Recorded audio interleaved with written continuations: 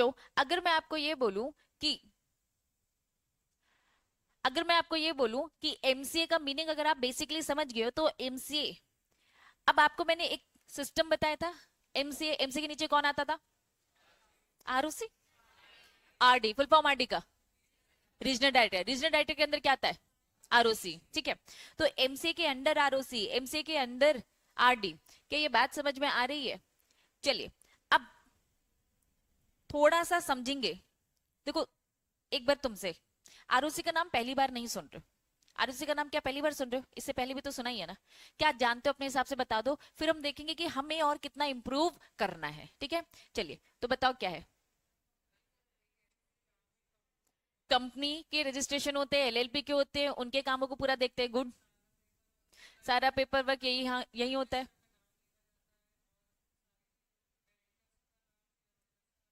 Very good, पूरे record documents वही maintain होते हैं, इन जनरल बोल सकते हैं। गुड, और बताओ। आरओसी, पूरी रिपोर्टिंग वही होती है, पूरी फाइलिंग वही होती है। गुड, और बताओ। अच्छा बताया है, क्वालिटी वाइज भी आपने अच्छा बताया है। चलिए आ जाओ, आपकी बुक का है ना, बस मैं अच्छा प्रेजेंटेशन देखो। बस डिफरेंस क्या है, ये है बोरिंग 2 पैराग्राफ, मैं इसको बस थोड़े से अच्छे फॉर्म में बना रही हूँ ताकि चीजें याद कर सको, और लिखते वक्त आपको यही चीजें लिखनी है। ठीक, चलिए आ जाइए। Registrar of company include ROC. ROC की अगर मैं बात करूं तो आरओसी में क्या क्या होता है? अगर इन्होंने रजिस्ट्रार बोला तो मतलब वो किसकी बात कर रहे हैं? आरओसी की। क्या मैं ऑफिसर्स बोल सकती हूँ? रजिस्ट्रार, फिर क्या लिखा? एडिशनल रजिस्ट्रार, या फिर क्या लिखा है? ज्वाइंट रजिस्ट्रार, या फिर क्या लिखा है? डिप्टी रजिस्ट्रार, या फिर क्या लिखा है? Assistant registrar. अरे कुछ नहीं, रजिस्ट्रार एक ऑफिसर, वो नहीं तो एडिशनल ऑफिसर्स भी तो होंगे। फिर यहाँ पर थोड़ा हेरारकी अगर मैं बोलूं, डिपार्टमेंटलाइजेशन की बात करूं तो भैया डिपार्टमेंट में और भी तो लोग होते हैं, जिसमें ज्वाइंट बोल दिया, डिप्टी बोल दिया, असिस्टेंट, ये सब कौन है? आरओसी है। आरओसी को एक साथ हमने बोल दिया कि आरओसी के अंदर ये सारे ऑफिसर्स हैं। चलिए, अब इन सारे ऑफिसर्स, इन सारे रजिस्ट्रार की ड्यूटी क्या है? प्राइमरी ड्यूटी क्या है? सबसे इंपॉर्टेंट ड्यूटी क्या है? नाम ही आरओसी है, रजिस्ट्रेशन करना। सबसे इंपॉर्टेंट काम क्या बोलोगे? रजिस्ट्रेशन, क्योंकि आरओसी है ना। इनका नाम क्यों रजिस्ट्रार पड़ा? क्योंकि रजिस्टर में नाम लिखा जाता था पहले फिजिकल फॉर्म में। अब सारी चीजें इलेक्ट्रॉनिक होगी तो हाँ, ये फिजिकल आपको नहीं दिखे। तो इनका मेन काम रजिस्ट्रेशन ऑफ कंपनी है। लेकिन क्या बस कंपनी का रजिस्ट्रेशन करते हैं? नहीं, और साथ में किसका करते हैं? एलएलपी का भी। ठीक है, चलो, तो रजिस्टर करता है ये कंपनी को, परफॉर्म करता है function of the companies act. Main सबसे प्राइमरी काम तो यही है। चलिए, आरओसी के पूरे काम इन्होंने इन जनरल आपको बताया। क्या क्या बताया? रजिस्टर करता है कंपनी को भी और एलएलपी को भी, जो भी स्टेट वाइज, और यूटी, यूटी क्या है? Union territory. चलिए, इंश्योर करता है क्या? कंप्लाइंसेस। तो पहला पहला सब हेडिंग बना दोगे, रजिस्ट्रेशन। दूसरी सब हेडिंग आपकी क्या रहेगी? कंप्लाइंसेस। नेक्स्ट सब हेडिंग क्या होगी? रिकॉर्ड्स और डॉक्यूमेंट। ये सारी बातें आप बता रहे थे अभी, जब मैंने आपसे पहले इन जनरल पूछा तो आप मुझे क्वालिटी क्वालिटी पॉइंट्स मुझे दे रहे थे। ठीक है, तो पहला काम रजिस्ट्रेशन, दूसरा काम क्या? कंपनीज एक्ट जो कुछ बोलता है उन सारे कंप्लाइंसेस को करना। तीसरा क्या करता है? रिकॉर्ड और डॉक्यूमेंट मेंटेन करता है, जो भी रजिस्टर्ड कंपनी है। अब सीएस दुनिया एक बार अगर रजिस्टर्ड हो गई तो अब बस एक बार काम है, उसके बाद कुछ काम नहीं है। अरे भाई, हर साल कितने डॉक्यूमेंट भेजने पड़ते हैं।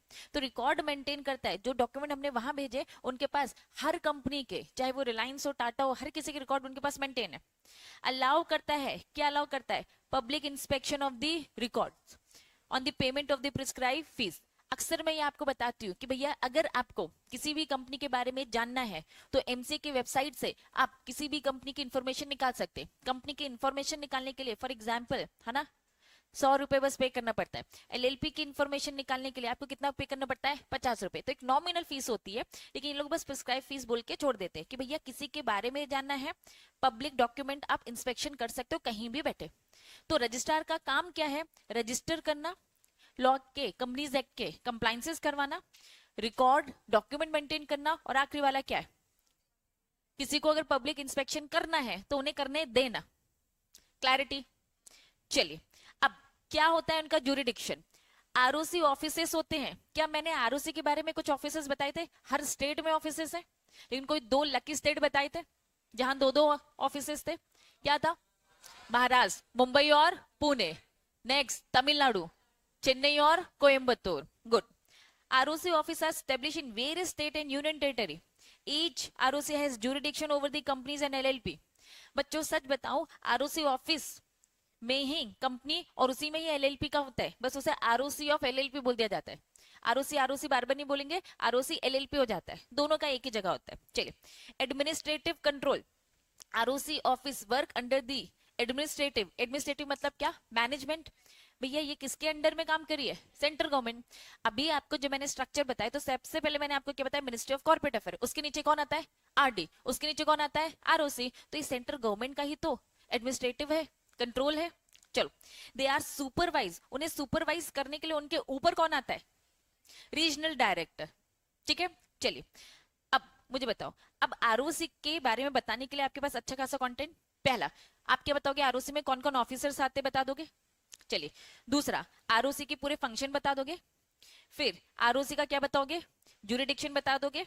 फिर आरओसी के बारे में क्या बता दोगे, उसका एडमिनिस्ट्रेटिव कंट्रोल, कि भैया आरओसी तो सबसे नीचे, उसके ऊपर पहले आरडी है, फिर उसके और ऊपर क्या है, उसका एमसीए, बता दोगे क्या। अब अगर मैं यहाँ स्क्रीन से हटा दूं इसे, बताओ, बता पा रहे हो, सोच पा रहे हो। ठीक है, ट्राई करो जितना ज्यादा कंटेंट इकट्ठा करो, क्योंकि लिखते वक्त कंटेंट की ही कमी होती है, दिक्कत लिखने की है। अब मैंने समझाया तो समझ में आ गया ना, ब्लैंक हो जाते लिखे क्या क्या। अगर आरओ से मैं पूछा तो ये सब लिखना है, लिख देंगे क्या, पक्का।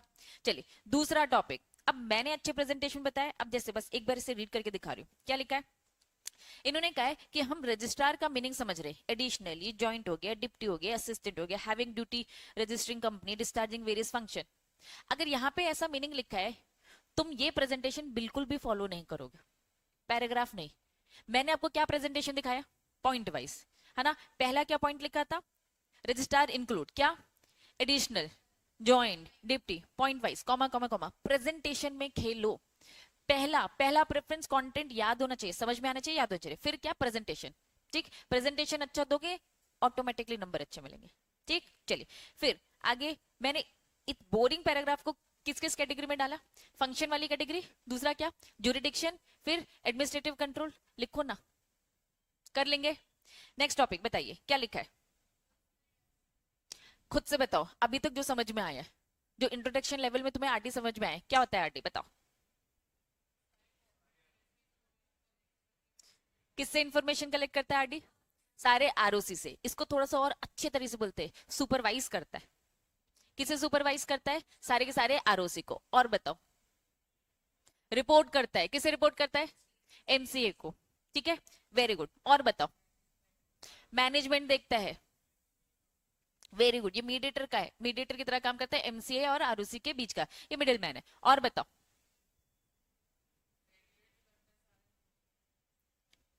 वेरी गुड, रेगुलेट करता है। आरओसी जो अच्छे से नहीं करवा रहे तो भाई ये भी इसी उन्हीं को डंडा करेगा। चलिए आओ समझते, regional director meaning, regional director is the head of the region, हर एरिया का। जरा मुझे बताएंगे एक आध रीजन, आपकी बुक में इतने डिटेलिंग नहीं दिया था रीजन का, मैंने बट आपको बताया, ईस्ट वेस्ट नॉर्थ साउथ, ये तो है। उसके अलावा टोटल कितने दिखाए थे मैंने, पहले 7 हुआ करते थे, अब 10 हो गए हैं, अमेंडमेंट आ चुके हैं। ठीक है, बहुत सारी चीजें बढ़ चुकी है।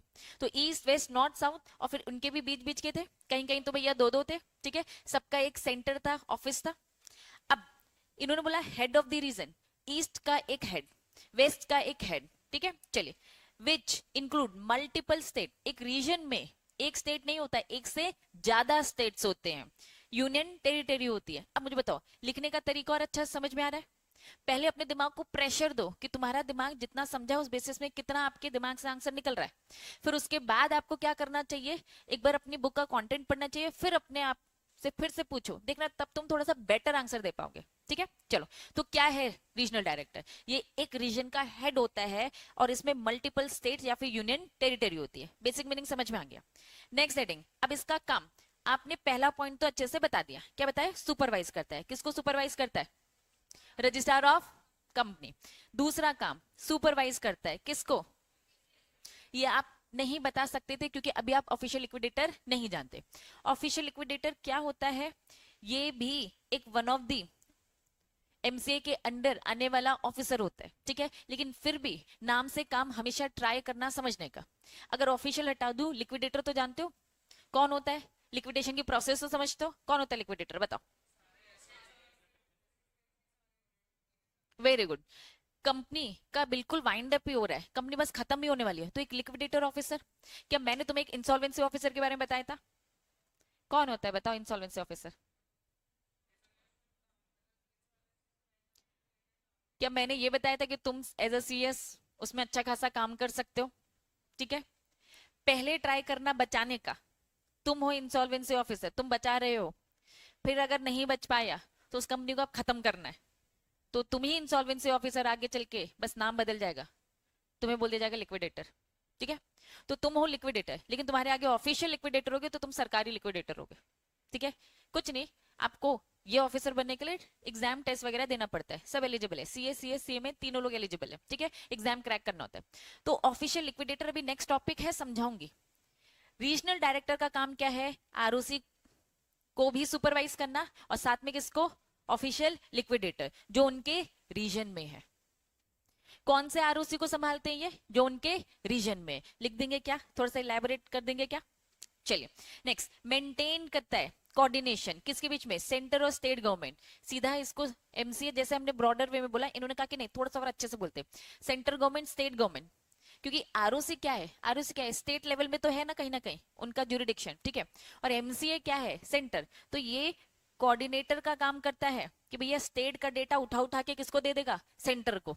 निर्मला सीतारमन कहाँ है? सेंटर लेवल में है, हर स्टेट का अलग अलग है, तो वो बस स्टेट की इंफॉर्मेशन सेंट्रल गवर्नमेंट को देना या फिर आरओसी की सारी इंफॉर्मेशन, कुल मिलाकर कोऑर्डिनेटर का काम कर रहा है। क्लैरिटी है बच्चों? नेक्स्ट क्या लिखा है? Look after the matter relating to companies और एलएलपी। चलिए इनकी सब हेडिंग बनाएंगे, ये समझ लो मेन हेडिंग होगी। अगर आपसे यही क्वेश्चन पूछ लिया, आरडी के फंक्शन बताओ, क्या है आरडी के काम? दो तो सुपरवाइज है, पहला किसे सुपरवाइज करता है? पक्का आरओसी को। दूसरा ऑफिशियल लिक्विडेटर। तीसरी सब हेडिंग कोऑर्डिनेट करता है, मेंटेन करता है, सेंटर और स्टेट के बीच का कोऑर्डिनेटर है। आखिरी वाला पॉइंट तो यार आरओसी भी तो यही करता है, आरओसी भी यही करता है और ये भी यही करता है। हाँ, वो भी तो यही चेक कर रहा है आरओसी यही काम सही से कर रहा है कि नहीं। क्लैरिटी है?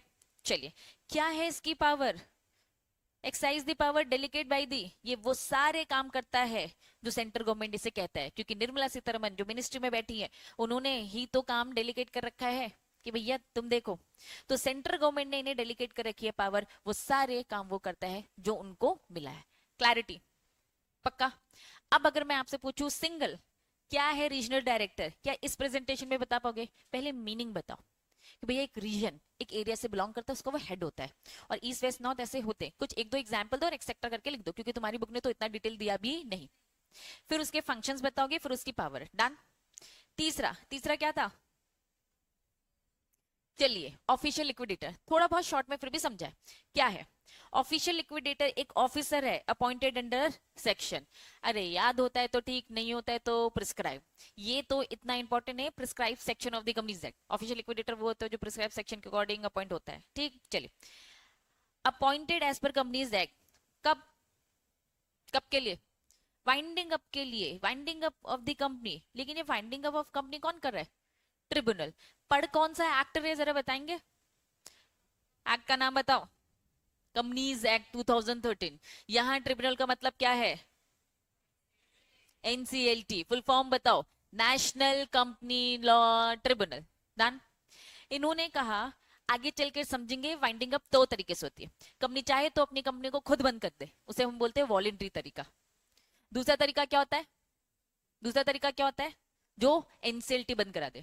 हम खुद से क्यों बंद करना चाहते हैं? हमारी कंपनी खुद से बंद क्यों करना चाहते हैं? जिस काम के लिए कंपनी बनाई थी काम खत्म, इच्छा नहीं है अब आगे करने की, हमारे आपस में झगड़े हो रहे, तो आम सहमति से म्यूचुअल कंसेंट से हमने इसे बंद किया, वॉलंटरी बोला जाएगा। बहुत झगड़े हो रहे, मैंने कहा बंद करो, तुम लोग नहीं मान रहे, नहीं बंद करना है, ठीक है। या फिर हम बहुत गलत काम कर रहे हैं, हम कोई इलीगल काम कर रहे हैं। बिजनेस पहले क्या था? बच्चों को पढ़ाने का, अब बिजनेस क्या कर दिया हमने? बच्चों को बेचने का काम करते हैं अब हम। तो लॉफुल काम कर रहे हैं हम लोग? नहीं यार, इलीगल काम करने लगे, तो अब कंपनी बंद होगी कि नहीं होगी? तो जब ये बात पता चलेगा, किसको पता चलेगा? एनसीएलटी को, तो बंद करवाएगा ना। हम ऐसे ग्राउंड्स पढ़ेंगे कंपनीज एक्ट में कि कब कब एनसीएलटी हमारे अगेंस्ट एक्शन ले सकते हो, हमारी कंपनी को बंद कर सकती है। तो जब एनसीएलटी हमें बंद करेगी तो एक ऑफिसर अपॉइंट होगा, उस ऑफिसर का हम क्या बोलते हैं? Official liquidator. तो अब अगर मैं मीनिंग की बात करूं, हु इज ऑफिशियल लिक्विडेटर? ये एक लिक्विडेटर होता है जिसे अपॉइंट किया जाता है कब? कंपनी जब वाइंड अप होगी। लेकिन कंपनी वाइंड अप वॉलेंट्री होगी तब जब ट्रिब्यूनल एक्शन लेगा, ट्रिब्यूनल बंद कराएगा। जब ऐसे इलीगल काम करोगे तो बंद करवाएगा ही। ठीक है, ग्राउंड्स बहुत सारे होते हैं। चलिए, अपॉइंटमेंट कौन करता है भाई? इसे अपॉइंट सेंट्रल गवर्नमेंट करता है। सेंट्रल गवर्नमेंट में अपॉइंट, अब इनकी भी पूरी लिस्ट बता दी। हम इसे क्या बोल सकते हैं? Official liquidator, joint official liquidator, deputy official, या फिर असिस्टेंट ऑफिशियल लिक्विडेटर। चलिए, क्या स्टेटस होता है इसका? फुल टाइम ऑफिसर होता है ये सरकार का, जो थोड़ी थोड़ी भी जो चीजें होंगी उसकी शिकायत कर देगा सरकार को कि इस कंपनी में ऐसा हो गया, इस कंपनी में वैसा हो गया। ठीक है, इस कंपनी का जब हम लिक्विडेशन देख रहे थे तो यहाँ के कंपनी के डायरेक्टर ने ना कितने बच्चे बेचे। ठीक है, जो भी है कुल मिलाकर मस्त चुगली करेगा ये सरकार को। होल टाइम डायरेक्टर है, सॉरी होल टाइम ऑफिसर है। सैलरी जब अपॉइंट सरकार कर रही है तो पैसे भी कौन देगा? सरकार ही देगी। तो कुल मिला के सरकारी बंदा बोल सकती हूँ वाइंड अप के लिए जो अपॉइंट किया गया। ठीक है, लेकिन जब हम वाइंडिंग अप पढ़ेंगे, बहुत डिटेल में जाएंगे, तो वहां हम समझेंगे। आप लोग भी बन सकते हो, जरूरी नहीं है सरकारी ही बंदा हो, नॉन सरकारी प्राइवेट लिक्विडेटर भी हो सकता है। तुम वो प्राइवेट लिक्विडेटर बन सकते हो, लेकिन हाँ उनकी गहराइयां बाद में ही समझेंगे। और वो एग्जीक्यूटिव में भी नहीं है ना, वो और हायर मतलब प्रोफेशनल में जाके आती है। क्योंकि अभी पहले कंपनी बनाना सिखा रहे हैं, बाद में प्रोफेशनल में जाके क्या सिखाएंगे? बंद करना सिखाएंगे। धीरे धीरे सीखेंगे ना सब। चलो, अब अगर मैंने आपसे पूछा ऑफिशियल लिक्विडेटर कौन है, बता दोगे? बता, लिक्विडेटर का मीनिंग कौन होता है? जो वाइंडिंग अप करवाता है। ठीक है, अपॉइंट किया जाता है at the time of winding up by the tribunal. दो है ट्रिब्यूनल वाइंड अप करने के, दो तरीके। पहला वॉलेंट्री, दूसरा क्या है? Bye tribunal. इसको और सिंपल करते हो, एक होता है वॉलेंट्री, एक होता है कंपलसरी। वॉलेंट्री में खुद करते हो, कंपलसरी में आपने कुछ गलत किया है इसलिए ट्रिब्यूनल करवा रहा है। ठीक है, उसमें ये सारे लोगों को अपॉइंट किया जाता है। बता देंगे। चलिए नेक्स्ट बताइए क्या लिखा है बुक में?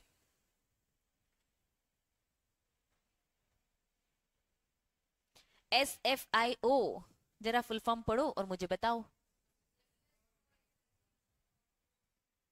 आ रहा है समझ में? नाम से काम समझो।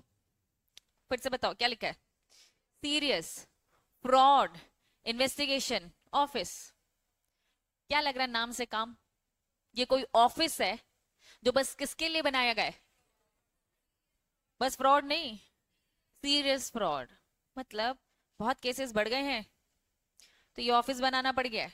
आओ, meaning serious fraud investigation office क्या बोलता है? Is a multi disciplinary investigation agency. ये एक एजेंसी है अंडर दी एमसीए ने एक एजेंसी तैयार करी है जिसका काम है कि जितने भी सीरियस फ्रॉड होंगे, जो कि अब बहुत ज्यादा बढ़ गए हैं, क्योंकि अगर कॉर्पोरेटाइजेशन बढ़ेगा, कंपनीज बढ़ेंगी, तो फ्रॉड चीटिंग भी तो बढ़ेंगे। तो अलग से एक एजेंसी तैयार की गई है ढूंढने के लिए, क्योंकि स्कैम कितने सारे हैं। कंपनी के केसेस के स्कैम तो तुम जानते ही हो, पकड़े तो कम जाते हैं, होते बहुत ज्यादा है। ठीक है, तो ये एजेंसी का काम ही है उन्हें आइडेंटिफाई करना। चलिए, एक्सपर्ट होते हैं ये ऑफिसर्स जो इसमें होते हैं, उन्हें किन किन एरिया का नॉलेज है? जब इन्हें सीरियस फ्रॉड आइडेंटिफाई करना है तो उन्हें हर चीज का नॉलेज होना चाहिए। बताइए किस किस का नॉलेज है? क्या लिखा है? अकाउंटेंसी। क्या लिखा है?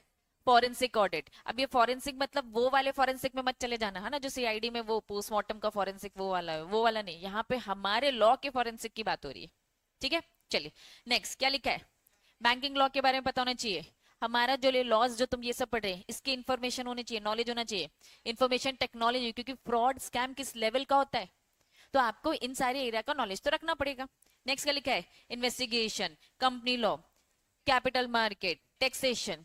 तो ये एक ऑफिस है जिसमें ऑफिसर्स बैठते हैं, वो इन सारे एरिया का नॉलेज रखें। देखो अब इनका प्रेजेंटेशन देखो, तुम मुझे बताओ तुम्हें क्या पैराग्राफ में ये सब पसंद आ रहा है कि ये? तो जब आपको पसंद ये आता है तो आपको लिखना भी ऐसा ही चाहिए।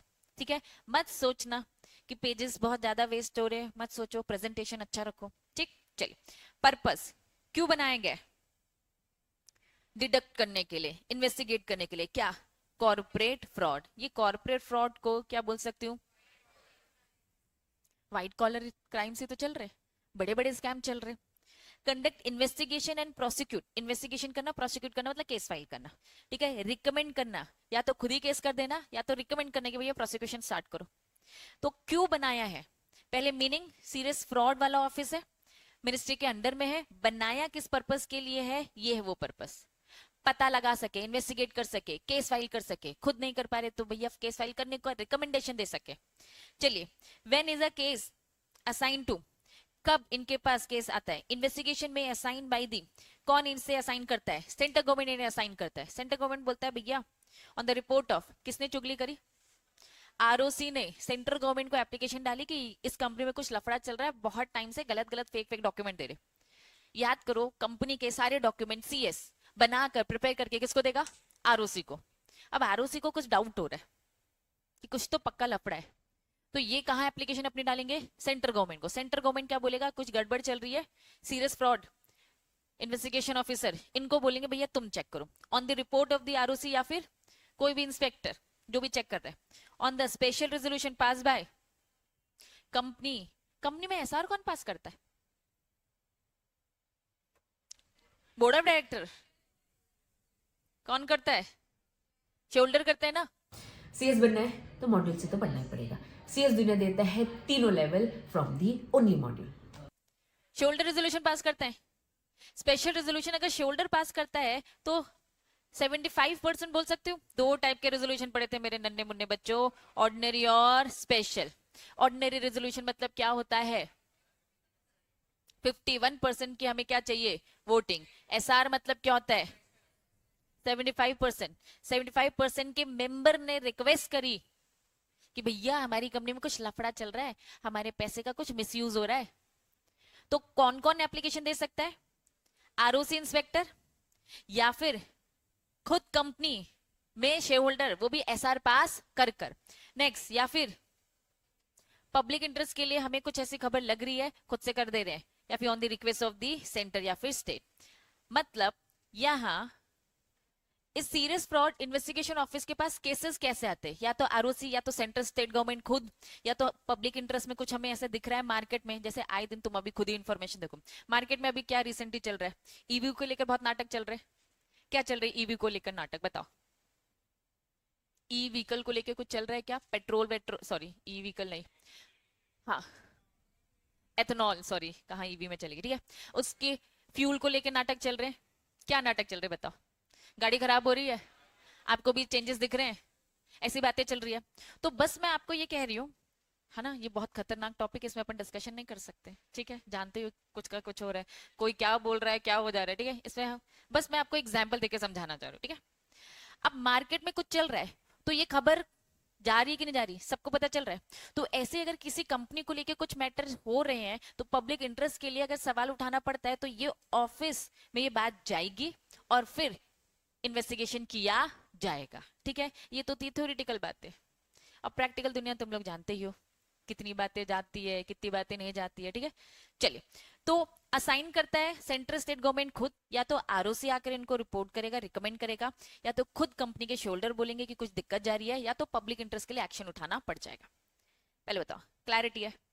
अगर मैंने अब आपसे पूछा सीरियस फ्रॉड इन्वेस्टिगेशन ऑफिस क्या है, पहले क्या बताओगे, मीनिंग बताओ। एमसीए के अंडर में एक ऑफिस है, ठीक है। पर्पस बताओ, purpose prevent, detect, investigate serious fraud, white collar crimes, ठीक है। और वेरी गुड। अब एक्सपर्ट्स को हायर किया गया, उनको इन सारे एरियाज का नॉलेज होना चाहिए, ठीक है। फिर फाइनली इनको काम कैसे असाइन होते हैं, कैसे इनके पास काम आते हैं, सेंट्रल गवर्नमेंट खुद या सेंट्रल गवर्नमेंट को आरओसी ने बताया तो उसके थ्रू, ठीक, या फिर कंपनी का shoulder. Clear. Next heading, NFRA. क्या लिखा है, एनएफआरए फुल फॉर्म नेशनल, क्या लिख दिया, फाइनेंशियल, फाइनेंस की बात हो रही है। एनएफआरए एक इंडिपेंडेंट अथॉरिटी है, फुल फॉर्म ये एक नेशनल फाइनेंशियल रिपोर्टिंग अथॉरिटी, एक अथॉरिटी है। अथॉरिटी किस लेवल में, नेशनल लेवल में, ठीक है। कब बनाई गई थी, 1 अक्टूबर 2018। ये याद रखने की जरूरत नहीं है, याद कर लिया, कुछ डेटा होते है ना। अभी तो कंपनी लॉ स्टार्ट किया हमने, अभी तो कितने कुछ याद करना है ना। तो ये सब चिल्लर चीजें याद करने की जरूरत नहीं है कि कब बना, बस याद रखो, एक इंडिपेंडेंट अथॉरिटी है, एज पर कंपनीज एक्ट बनी है। चलिए, मेन फंक्शन, काम क्या करती है, इंपॉर्टेंट, ये इंपॉर्टेंट है। अब जैसे तुम्हें सीरियस फ्रॉड इन्वेस्टिगेशन ऑफिस का काम समझ में आ गया, अब अगर इसका काम पूछा जाएगा तो क्या है काम? रिकमेंड करना। क्या रिकमेंड करना? इंपॉर्टेंट। अकाउंटिंग स्टैंडर्ड समझते हैं? बताओ क्या होता है ना, बहुत प्यार है हमें अकाउंट से बच्चों। बताओ रूल्स एंड रेगुलेशन किसके? अकाउंट्स कैसे करना है? ऑडिट स्टैंडर्ड क्या होगा? अकाउंट्स कैसे बनेंगे, इसके स्टैंडर्ड। फिर इन अकाउंट्स को कैसे चेक किया जाएगा, कैसे इसका ऑडिट किया जाएगा, इसके स्टैंडर्ड्स है। ठीक है, तो अकाउंट्स बनने के जो स्टैंडर्ड्स है, कौन सीख रहा होगा? अकाउंटिंग स्टैंडर्ड तुम थोड़ा बहुत सीखोगे, सीए ज्यादा सीखेगा। ऑडिट, अकाउंट्स की ही ऑडिट करनी है तो तुम थोड़ा बहुत समझोगे, वो लोग ज्यादा समझेंगे। तो यहाँ पे किसकी बात हो रही है? बैलेंस शीट कैसे बनाई जाती है, इन सारी चीजों की बात हो रही है। ठीक है, चलो अब वापस से जाओ, इस अथॉरिटी का काम क्या है? इस अथॉरिटी का काम है रिकमेंड करना है। आए दिन अकाउंटिंग स्टैंडर्ड भी बदलते रहते हैं, उसमें भी चेंजेस आते हैं। लॉ की तरह बहुत ज्यादा चेंजेस नहीं आते, थोड़े बहुत चेंजेस आते हैं, लेकिन वो यही अथॉरिटी होती है जो रिकमेंड करती है। इस अथॉरिटी का ही काम है क्या करना? रिकमेंड करना कि भैया सेंट्रल गवर्नमेंट अब आवश्यकता है कि भैया लॉ बदलना चाहिए। तो इस अथॉरिटी का काम है कैसे अकाउंटिंग स्टैंडर्ड होने चाहिए, कैसे ऑडिट स्टैंडर्ड होने चाहिए, ये काम याद रखना। मॉनिटर करना, एनफोर्स करना कि कंप्लाइंस जो स्टैंडर्ड नए आ चुके हैं उसी तरीके से ही फॉलो हो रहे हैं कि नहीं हो रहे, ये भी उसका काम है। तो रिकमेंड करना, फिर क्या करना? मॉनिटर करना। Oversee the quality of the audit service, suggested improvement. ये काम करने वाले कौन है? प्रोफेशनल्स बोल सकते हो।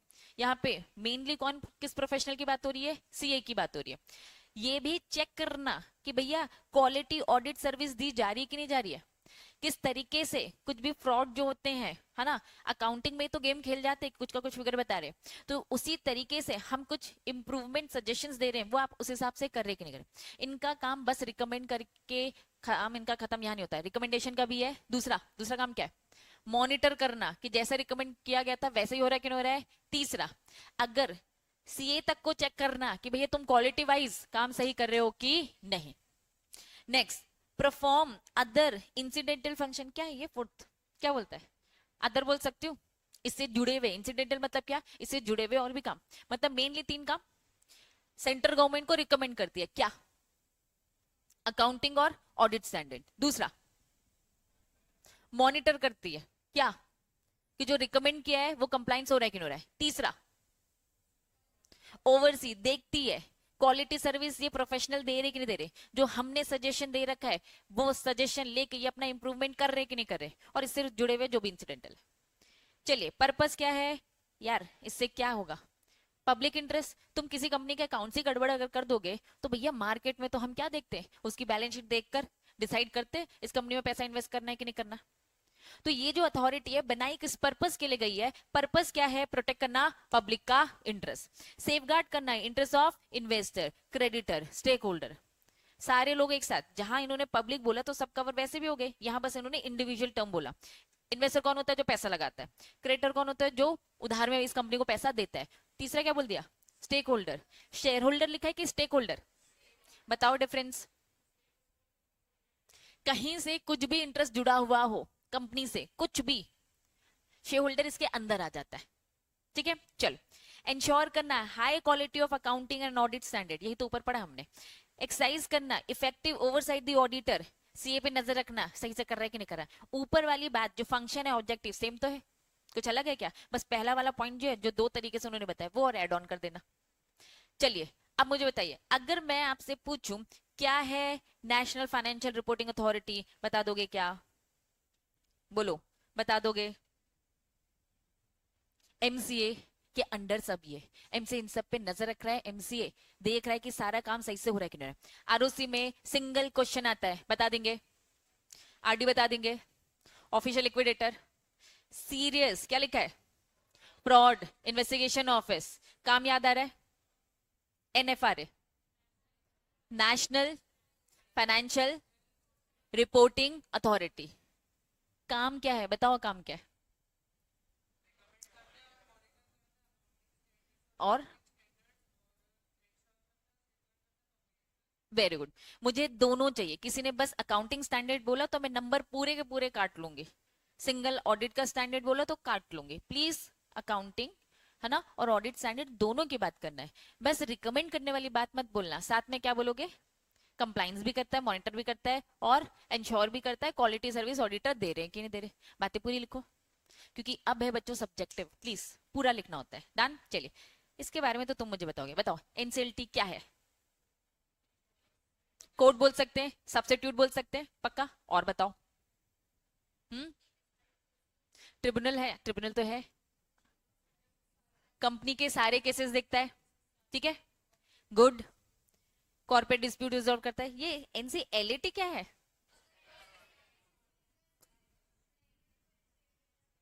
Very good. अगर एनसीएलटी से आप खुश नहीं हो तो कहां जाने का? एनसीएलएटी।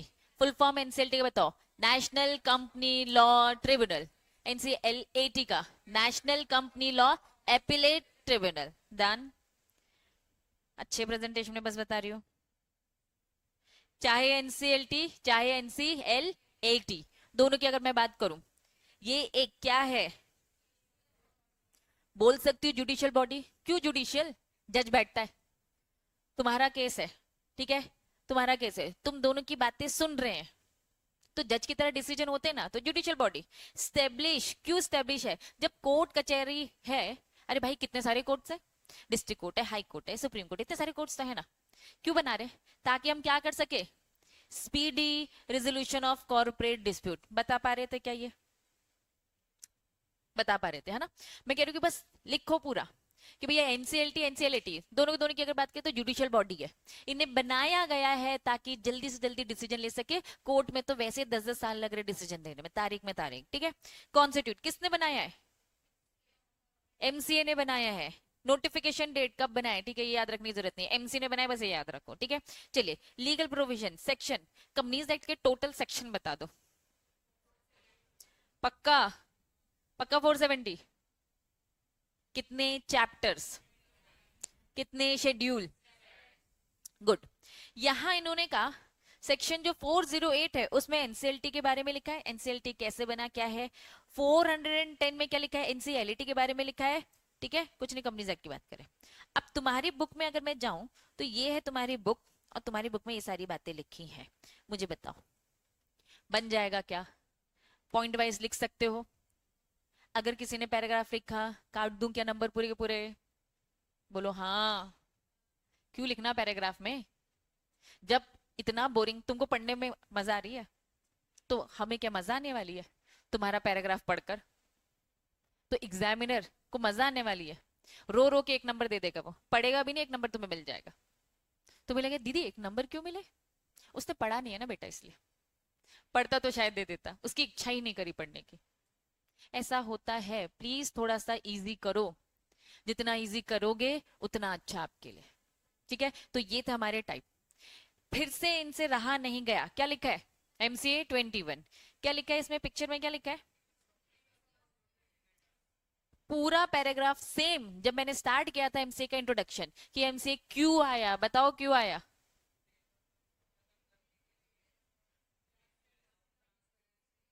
तो मैं नहीं पढ़ाने वाली वो घिसी पिटी बातें ऊपर ऑलरेडी जब पैराग्राफ में बता चुकी हूँ, तुम्हें उस टाइम पे सुला चुकी हूँ, तो दोबारा क्यों सुलाऊं? ठीक है। क्या लिखा है? क्या एमसीए समझ में आ गया क्या? अब है इंपॉर्टेंट बात। क्या लिखा है? लिखा क्या है? जो ये कॉपी बंद करने वाले लोग हैं, जोर से बोलो, लिखा क्या है? Organisation of ROC. चलिए अब थोड़ा आरओसी अच्छे से समझो, ठीक है।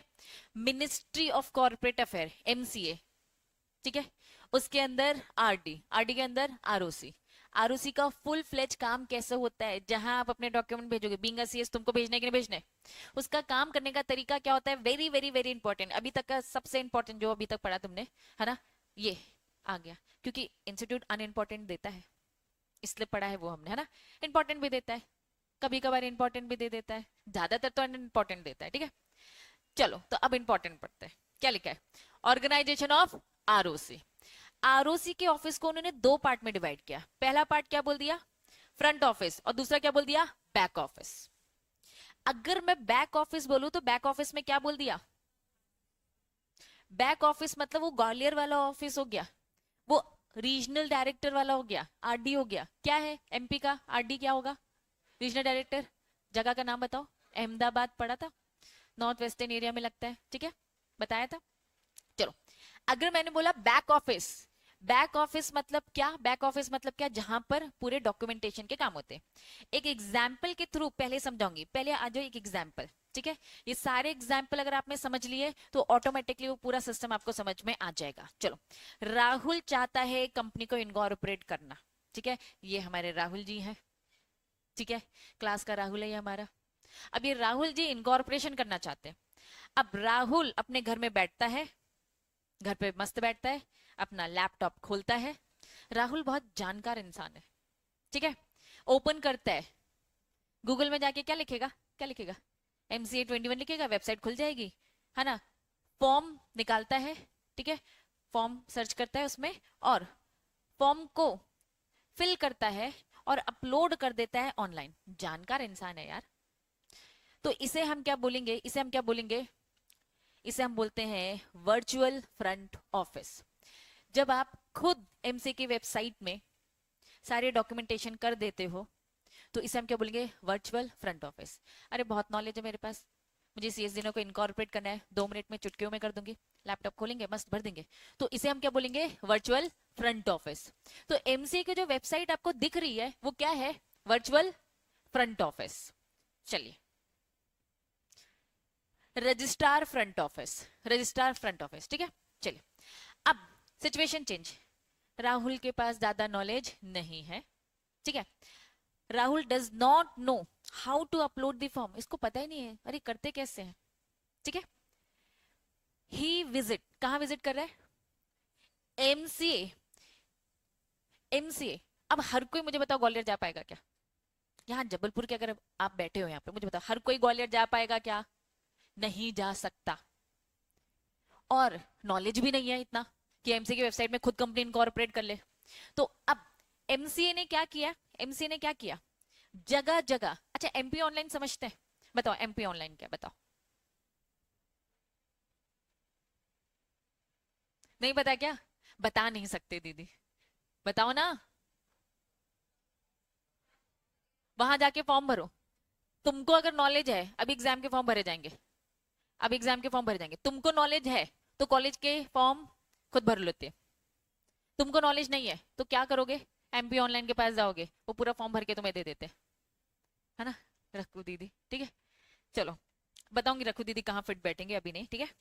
चलो, तुम्हें नॉलेज नहीं है तो एमसीए ने जगह जगह पर क्या कर रखा है, रजिस्ट्रार फ्रंट ऑफिस ओपन करवा के रखे, वेयर द कंप्यूटर, जहां उनके पास क्या क्या होता है, तुम्हारे पास कंप्यूटर भी नहीं है, नॉलेज भी नहीं है, कुछ भी नहीं है, जहां आपको क्या मिल जाएगा, कंप्यूटर, क्या मिल जाएगा, स्कैनर, क्या मिल जाएगा, स्टाफ, जो फॉर्म को भरकर सारी चीजें दे देगा। अब आज का जमाना बदल चुका है, मोबाइल में तुम लोग स्कैन करते हो तो अब स्कैनर स्कैनर की जरूरत नहीं है, लेकिन क्या पहले ये सारी फैसिलिटी थी क्या, नहीं, आपको जाना ही पड़ता था। तो अगर आपको नॉलेज है तो खुद लैपटॉप में खोल के काम कर लिया, एक सिचुएशन। दूसरी सिचुएशन, एमसीए ने बोला कि हर किसी को अभी इतना ऑनलाइन आता नहीं है, तो हमने जगह जगह अपने खुद के ऑफिसेस खुलवा दिए, ये सरकारी हैं, जिसमें आपके चार्जेस नहीं लगने वाले, जिसमें आपको चार्जेस नहीं लगने वाले। क्या ये बात समझ में आ रही है, चलिए, इसे क्या मैं बोल सकती हूँ, एमसीए का क्या एक हेल्पलाइन सेंटर बोल सकती हूँ, ठीक है, हेल्प सेंटर बोल सकती हूँ, जो काम किसमें कर रहा है, फ्री ऑफ कॉस्ट कर रहा है, बस आपको वहां पे जाना है, ठीक। चलिए, एक और, सर्टिफाइड फाइलिंग सेंटर। राहुल मेरे पास आता है, बोलता है अरे दीदी आपको बहुत नॉलेज है, सीएस हो आप, मेरा इनकॉर्पोरेशन कर दो। मैंने क्या बोला, पैसे लगेंगे, ये चाहे तो सरकारी वाले के पास चले जाए, लंबी लंबी लाइनों में लगे, या तो ये मेरे पास आए। मैं सर्टिफाइड फाइलिंग सेंटर हूं, मैंने एमसीए से सर्टिफिकेशन ले रखा है कि मैं, आप जो काम करवाते हो मैं वो करवा दूंगी, लेकिन हाँ मेरी एक फीस रहेगी। He goes to CACS office, उसके पास समय नहीं है लंबी लाइन पे लगने का, ठीक है। Ask the professional to prepare and file all the form for him, professional इसके पैसे लेगा। तो क्या मैं बोल सकती हूँ ये प्रोफेशनल फाइलिंग सेंटर है, एक था एमसीए फाइलिंग सेंटर सरकारी जिसमें पैसा नहीं लगेगा, और एक क्या हो गया प्रोफेशनल फाइलिंग सेंटर जिसमें पैसा लगेगा। ठीक है, और सबसे आखिरी ऑफिस क्या है, आरओसी, वो ग्वालियर वाला। अभी तो सब एप्लीकेशन दी गई है। जब राहुल ने खुद, मैंने जब खुद घर में बैठ के लैपटॉप में खुल के भेजा, तो मैंने अभी एप्लीकेशन भेजी है। भेजी कहाँ है, आरओसी ग्वालियर में, लेकिन घर बैठे। जब एमसीए के हेल्पलाइन सेंटर में आप गए थे, वहां भी एप्लीकेशन अभी भेजी गई है ऑनलाइन है। जब राहुल मेरे पास आकर ये काम करवाता है तब भी भेजी गई है। तो इन तीनों केसेस में एप्लीकेशन अभी भेजी गई है। इन सबको फ्रंट ऑफिस बोलते हैं। इन तीनों केसेस को हम क्या बोलते हैं, फ्रंट ऑफिस। तो फ्रंट ऑफिस में सबसे पहला ऑफिस क्या होता है, वर्चुअल फ्रंट ऑफिस। वर्चुअल मतलब क्या, खुद लैपटॉप खोल के आपने किया, आपके पास सब कुछ है, स्कैनर स्कैनर सब आपके पास है, मोबाइल से ही हो जाती है। रजिस्ट्रार फ्रंट ऑफिस क्या है, सरकार के बनाए हुए, ठीक है, जिसमें उनके पास फैसिलिटी पूरी, आप बस उनके पास जाइए हो जाएगा, लेकिन फ्री ऑफ कॉस्ट क्योंकि सरकारी है। लेकिन तीसरा तीसरा इसमें क्या है, सर्टिफाइड फाइलिंग सेंटर। ये सीएस के पास जाते हैं और पैसे पैसे पे कर कर ये काम करते हैं। ठीक है, तो ये तीनों क्या है, फ्रंट ऑफिस। क्यों फ्रंट ऑफिस बोलो, क्योंकि यहां से क्या जा रही है, बस एप्लीकेशन जा रही है। इनकॉर्पोरेट कर रहे हो ना, तो इनकॉर्पोरेशन के अभी डॉक्यूमेंट गए, डॉक्यूमेंट पहुंचे कहाँ है, पहुंचे कहाँ है, बैक ऑफिस। बैक ऑफिस, ये बैक ऑफिस ही हमारा क्या है, ये बैक ऑफिस ही हमारा क्या है बच्चों, आरओसी। इट्स रीच, अब आरओसी के पास पहुंच गया है। आरओसी सारे डॉक्यूमेंट को, चाहे वो वर्चुअली आया हो, चाहे वो रजिस्ट्रार एमसीए वाले से आया हो, चाहे वो प्रोफेशनल वाले से आया हो, उन सबको चेक किया जाएगा। All the documents are correct. Fees सरकार की जो लगती है, सरकारी फीस तो लगेगी ना, वो फीस पे है कि नहीं, all the legal requirements are fulfil और not. If everything is correct तो कंपनी का रजिस्ट्रेशन हो जाएगा। अब बैक ऑफिस से रिप्लाई आएगा आपको मेल में, आपकी कंपनी इनकॉर्पोरेट हो गई है, आपको मिल जाएगा सिन, फुल फॉर्म कॉर्पोरेट बोलेंगे, corporate identification number. Company registered हो गई है, आपका एक रजिस्ट्रेशन नंबर आपको मिल जाएगा, तो कंपनी कंप्लीट। इसे हम बोलते हैं बैक ऑफिस, जहां पे काम क्या होता है, प्रोसेसिंग का, अप्रूवल का। अब अगर मैं आपसे पूछूं कि बच्चों आरओसी का पूरा मैनेजमेंट, आरओसी का पूरा ऑर्गेनाइजेशन क्या आप बेटर तरीके से समझ पा रहे हो, तुमने फाइलिंग करी अभी, वहां से बैक ऑफिस से भी रिप्लाई आएगा, तो बैक ऑफिस में आरओसी भी आता है और आरडी भी। क्यों आरओसी आरडी आता है, क्योंकि पहले तो डॉक्यूमेंट आरओसी के पास गए, मैटर अगर फंसता है ज्यादा तो केस कहां तक चला जाता है, हायर अथॉरिटी जो कि आरडी होता है। तो बैक ऑफिस में सब आता है, आरओसी भी आता है, आरडी भी आता है। क्लैरिटी है, अब तुम्हें कंसेप्ट तो समझ आ गया, लिखें क्या, आ गया ना कंसेप्ट तो समझ। चलो अब लिखना क्या है, चलो बताइए क्या है वर्चुअल फ्रंट ऑफिस, बताओ, कंटेंट दो। एक ऑनलाइन है, खुद से करने वाला, ठीक है। रजिस्ट्रार क्या है, not have computer facility, it can avail at the designated facilitation centres. तो कहीं है जहां पे फैसिलिटी प्रोवाइड की जा रही है। अब मैं तुम्हें बस लिखने वाला कंटेंट दे रही हूँ जो आपकी बुक में दे रखा है, बस मैं अच्छे प्रेजेंटेशन में। ये तुम्हारी बुक, ये तुम्हारी बुक, पहले उन्होंने ऑर्गेनाइजेशन बताया आरओसी एमसीए, फिर उन्होंने यहाँ पे क्या बताया, फ्रंट ऑफिस। तुम्हारी बुक का प्रेजेंटेशन 1 नंबर का घटिया, क्या लिखा है, फ्रंट ऑफिस में पहले क्या बताया, फ्रंट ऑफिस। इसके अंदर उन्होंने बताया पहला क्या, वर्चुअल फ्रंट ऑफिस, दूसरा क्या बताया, रजिस्ट्रार फ्रंट, फिर बैक ऑफिस बीच में बता दिया, और फिर क्या बताया, सर्टिफाइंग फाइलिंग सेंटर। तो मैंने इसलिए यहाँ पे ए पॉइंट, यहाँ बी पॉइंट और यहाँ सी लिख दिया, क्योंकि ये फ्रंट ऑफिस के अंदर आते हैं ना, फ्रंट ऑफिस के अंदर आते हैं, और back office all together different, ये आखिरी में लिखना है। तो तुम्हारा लिखने का तरीका प्लीज बैक ऑफिस बाद में होगा, ठीक है। चलिए अब कंसेप्ट समझाने की बात है। ऑर्गेनाइजेशन की बात करें तो आरओसी ऑफिस की अगर मैं बात करूं तो ये बैक ऑफिस होता है, इसमें एक फिजिकल फ्रंट ऑफिस होते हैं। फ्रंट ऑफिस का मीनिंग क्या है, इंटरफेस, जहां पे आप क्या कर रहे हो, एमसीए से डील कर रहे हो, या तो खुद घर बैठ के एमसीए से डील कर रहे हो, या तो वो एमसीए ने जो रजिस्टर किया है वो भी एमसीए से डील कर रहा है, या फिर तुम सीएसीएस के पास आते हो वो भी क्या कर रहे हैं, एमसीए से। तो फ्रंट ऑफिस का मतलब क्या है, एमसीए से डील करना, दैट्स इट, इलेक्ट्रॉनिक फॉर्म में आना। चलिए आ जाओ, अब यहाँ पे क्या कंटेंट लिखने वाला, ऑनलाइन बोलोगे ये फाइलिंग थ्रू एमसीए पोर्टल बोलोगे, डिजिटली साइन होगा, कहीं जा रहे हो क्या, तो सिग्नेचर डिजिटल फॉर्म में ही होते हैं। चलिए यहां पर क्या चाहिए, कन्वेंशनल मतलब क्या होता है, कन्वर्ट करने वाला, ठीक है, डॉक्यूमेंट स्कैन करने वाला, ये सब आप खुद अपने घर बैठे कर पा रहे हो, ठीक है। चलिए रजिस्ट्रार फ्रंट ऑफिस हेल्प करता है यूजर्स को जो शिफ्ट होते हैं। अब ये सारा राहुल एमपी ऑनलाइन जैसे जा रहा है फॉर एग्जाम्पल, ठीक है। अब एमपी ऑनलाइन जा रहा है या फिर रजिस्ट्रार ऑफिस में जा रहा है, तो ये क्या करेगा, पूरे डॉक्यूमेंट फिजिकल फॉर्म में लेके आएगा, वो वहां पे बैठ बैठ के स्कैन करेंगे। तो फिजिकल फाइलिंग को वो किस में कन्वर्ट करें, डिजिटल। प्रोवाइड फैसिलिटी, इंटरनेट देते, स्कैनर, प्रिंटर, ट्रेन स्टाफ होते हैं यहाँ पर, असिस्ट करते हैं कि आपका डॉक्यूमेंट ऑनलाइन पहुंच जाए, क्योंकि हम इतने अभी कैलिबर नहीं है हमें कि भैया इतने लॉ हम समझे। तो ये उनकी बात करें जो प्रोफेशनल्स नहीं है। प्रोफेशनल खुद कर रहा है वर्चुअल फ्रंट ऑफिस, प्रोफेशनल अपना काम खुद कर रहा है वर्चुअल फ्रंट ऑफिस, किसी और के लिए कर रहा है सर्टिफाइंग, फाइलिंग सेंटर बोल सकती हूँ, पैसे ले रही हूँ ना। और बीच में क्या था कि भैया वो बंदा या तो मेरे पास ना आकर किसके पास चला गया, सरकारी, जहां पे पैसे लगने वाले नहीं है, तो ये उसकी बात करें। पहले सर्टिफाइंग, सर्टिफाइंग फाइलिंग सेंटर में कौन कौन आ सकता है, सीए, सीएस, सीएमए। ई फाइलिंग फैसिलिटी चार्जेस लेते हैं, ये लिखना मत भूलना, क्योंकि यही तो मेन डिफरेंस है। उनमें और हम में डिफरेंस क्या था, वो फ्री में कर रहे हैं और हम पैसे ले रहे हैं, ठीक है। Different from the ministry, facilitation centre से अलग है, क्यों, वो उनकी बात कर रहे हैं जो हेल्पलाइन सेंटर से, क्यों, क्योंकि वो फ्री ऑफ कॉस्ट होते हैं। बैक ऑफिस क्या होता है हमारा, आरओसी ऑफिस, आरडी और एमसीए का हेडक्वार्टर। अगर आपसे पूछा बैक ऑफिस क्या है, तो पहले बताओगे आरओसी, उसके ऊपर आरडी, फिर एमसीए, एमसीए का हेडक्वार्टर दिल्ली। प्रोसेस करता है, वेरीफाई करता है, ये बताना मत भूलना, क्योंकि इसका मेन काम तो यही है। और फिर फाइनली क्या लिखा है, रूट क्या करता है, जो भी कंसर्न अथॉरिटी है वहां तक पहुंचाता है। Store E form in a electronic, ये रिपोजिटरी मतलब वापस से ब्रिंग बैक, मतलब डॉक्यूमेंट इस तरीके से संभाल के रखना कि जब चाहे आप उसे देख सको, उसका बैकअप ले सको, बैकअप बोलो तो ज्यादा अच्छा है, इलेक्ट्रॉनिक बैकअप बोल सकते हो। क्लैरिटी। अब ये बस अच्छा प्रेजेंटेशन, ये घर से एक बार पूरा का पूरा रीड कर कर आओगे, ठीक है, क्लियर है।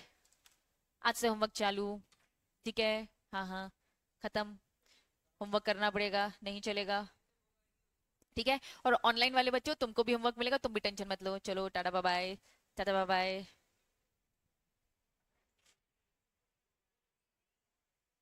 हाँ जी, बोलो बोलो बोलो। ऐप में अपलोड कराती हूँ, तुम लोग सब ऐप में भी आओगे अब, ठीक है। अभी तो ग्रुप में, व्हाट्सएप में भेजो, ग्रुप में सब आ गए हो। कितने बच्चे अभी तक व्हाट्सएप ग्रुप में ही नहीं आए, नहीं आना है सर जी, होमवर्क नहीं होगा ना,